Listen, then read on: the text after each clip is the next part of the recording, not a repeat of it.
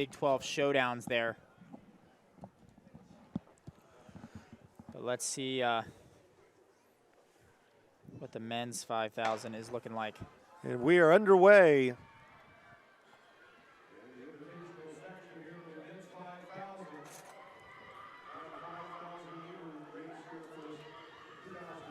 Well, I will walk you through our scheduled start list. Obviously, always some possible changes. Anthony Camerieri of Ole Miss, Brennan Garnica of BYU, Dylan Powell of Colorado School of the Mines, Theo Quacks of NAU, Joey Noakes of BYU, Ty Dinger running unattached, the Stanford alum, Christian Allen of BYU, his teammate Creed Thompson, Zach Stallings of Washington State, Colin Sahlman, the high school standout, now running for NAU, Rowan Ellingberg of Wisconsin for a bib 11, Max Murphy, bib 12, John Simon Desgagnes running for New Balance, Gable Ciaperta of Iowa State, 14, Evan Burke, 15, Titus Winders, Iowa State, Jack Mayer of Wisconsin, Cole Bullock of Ole Miss, Matt Strangio of Portland, Chandler Gibbons of Kansas, Noah Carey of Syracuse's teammate Nathan Henderson, we're also running for Syracuse. Rounding out the field, that is Jackson Sharp.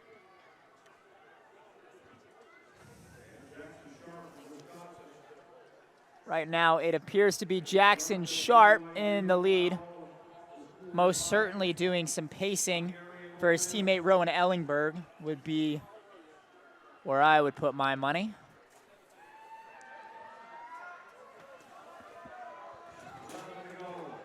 Jackson Sharp, 13:46. He's a junior, was third indoors, the 3K championships, third in the DMR as well, helping his team out there. At the Big Tens? I think so. I might have my notes wrong there.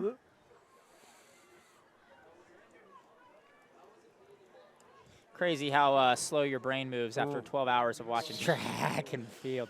No, he was third in the NCAA. Oh, all right. He won Big Tens in the 3K and 5K. There you go. So not to insult Mr. Sharp there, bronze medalist at the NCAA Indoor Championship meet, one of the best runners in the NCAA, undoubtedly. And this field already, Hayden, has jumped into the form that we like to see in these distance races at the high level, pretty much single file, about 20 to 25 meters between front and back. Yeah, we want to see 64-second laps more or less here, 13:20. Is a number I imagine is in a lot of these guys' minds. 13:20 is the magical mark for qualifying for the U.S. Championship, which some of these guys will be looking at. Obviously, that will also be just fine if you're trying to qualify for NCAA's championships. We will most certainly see, I think, top time in the NCAA this year, as we're seeing some hot pacing up front. We'll get you the 1,200 meter mark. It's 3:14. 3:14. That's about 2 seconds off of 13:20. So about 13:30 pace right now, maybe 13:28 for the guys up front with the Wisconsin Badger doing the work right now.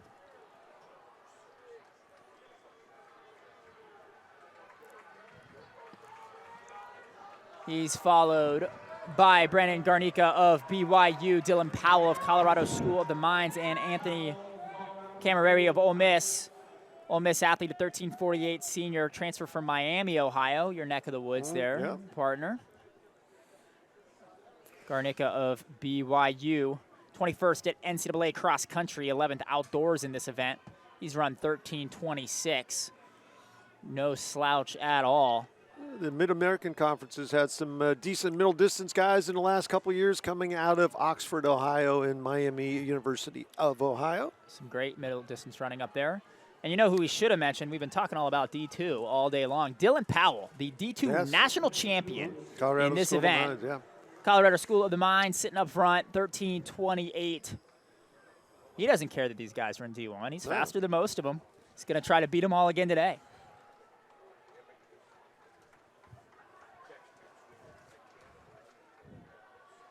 Man after Dave Ribich's heart, for sure. The ore diggers are here tonight and really want to sort of kick some, we won't go any further, but yes, you know, big 5K this year. And you said 13:20 pace or just outside the West Regional lead. I'm sorry if I missed it. The West Regional lead right now is 13:35. That is also the top time in the NCAA. That's Gotcha. Toby Gillen's 13:35 from Raleigh Relays.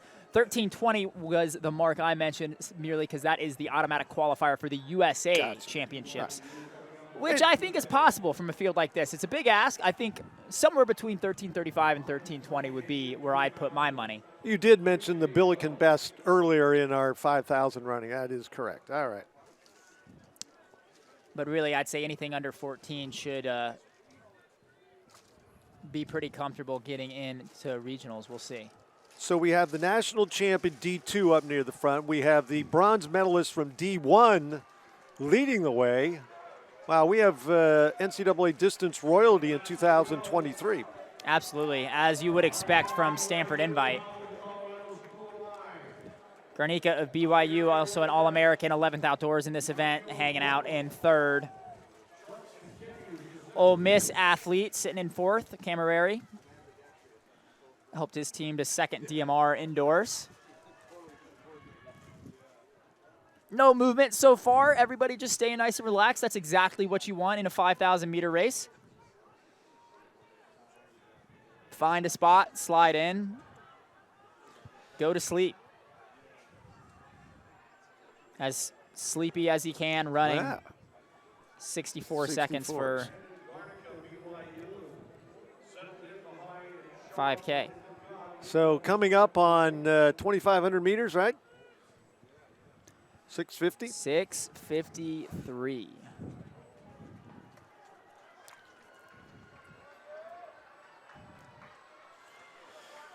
And now it's start finish. 6 laps remaining. 2,400 to go in this hot heat of the men's 5,000. Still no movement.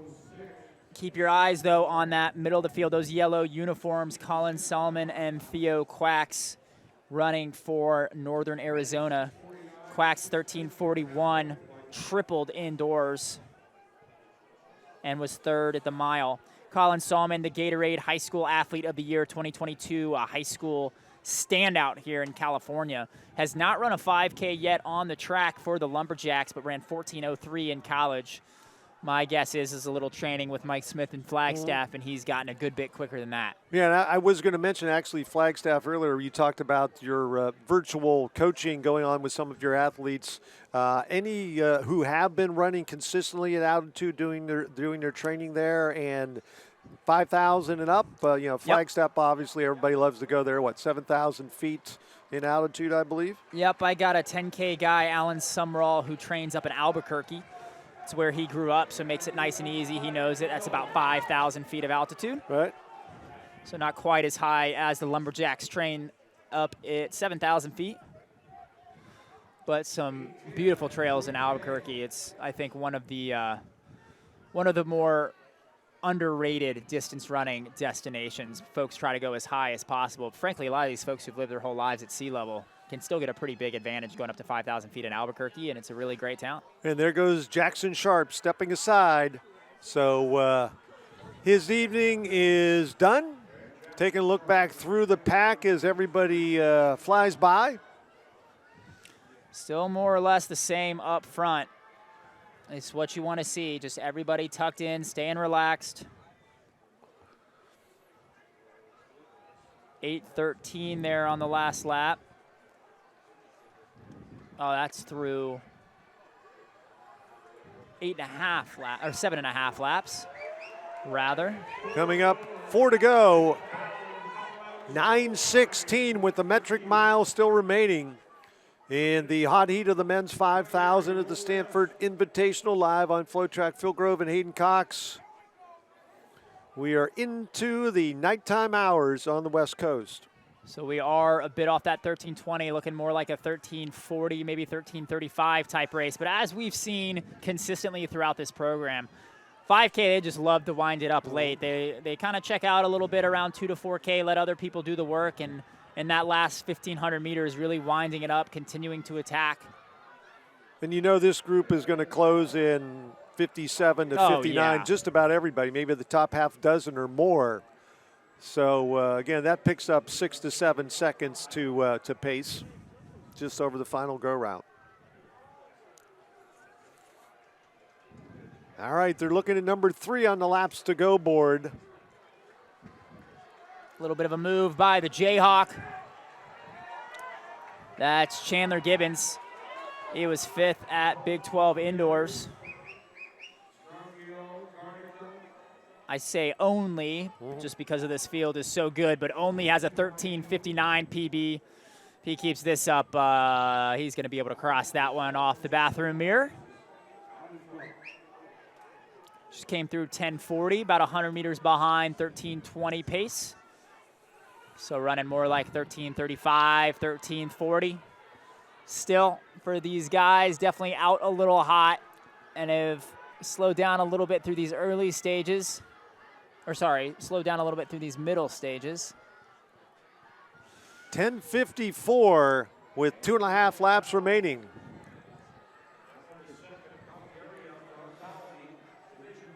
So a new leader. Camerieri still of Ole Miss. He's been sitting back there for a while. Decided to stick his nose up front, and he's not just sticking his nose up front, he's making a little bit of a move there. And Powell in the number 2 spot, then Noakes, and then Quacks. Noakes, 13:29 PB, a sophomore, was 10th at indoors, 8th in his region for cross country. Honestly, just being 8th on the BYU team is an accomplishment in and of itself. And that is Quacks, who has found his way into 4th. Bib number 4. A lap and a half to go, 600 meters from the line. Camerieri has 8 meters on the field, and the closest pursuer right now, Dylan Powell from Colorado School of Mines, the D2 national champ. Quacks is a really strong miler sitting there in 4th, so expect him to have some foot speed here. And just as I say that, he's moving to the outside a little bit, 500 meters to go. As he's going to try to make a little move here. Theo Quacks of NAU moving into 3rd. But Dylan Powell, the D2 national champion, has also slammed on the gas. Now we have a re-acceleration from Joey Noakes of BYU. 12:27 for Camerieri, the Ole Miss Rebel, adding to his lead in the final lap of the hot heat of the men's 5,000 at Stanford. Camerieri has really re-accelerated here with about 350 meters to go. He is going to be really difficult to catch. Powell still in 2nd. That was a 61.98 from Camerieri on that last lap. Let's see if he goes sub 2 for 800 meters right here. So Anthony Camerieri, the senior from Ole Miss. The Jayhawk really starting to move. Gibbons in that white kit for Kansas, now taking over to 2nd, but Camerieri is not going to be beat here. Camerieri of Ole Miss, 100 meters to go. Looking like a miler. He took a hard look over his right shoulder. Nobody is there, and he will run into 13:20s. Anthony Camerieri is the top time in the NCAA this year, 13:26 for Anthony Camerieri of Ole Miss. Just about every mark behind him would have been the top time in the NCAA this year if it wasn't for Anthony Camerieri. Great racing, biding his time early in the last 3K, or in the first 3K, and closing it down late to take the win here at the Stanford Invite and setting the top time in the NCAA. The top 3 under 13:30 as we bring our 12.5 lap races to a close with a bang. Again, Anthony Camerieri kept dialing it up, and he wins in 13:26. And we'll be back with the Invitational 10,000 live from Stanford.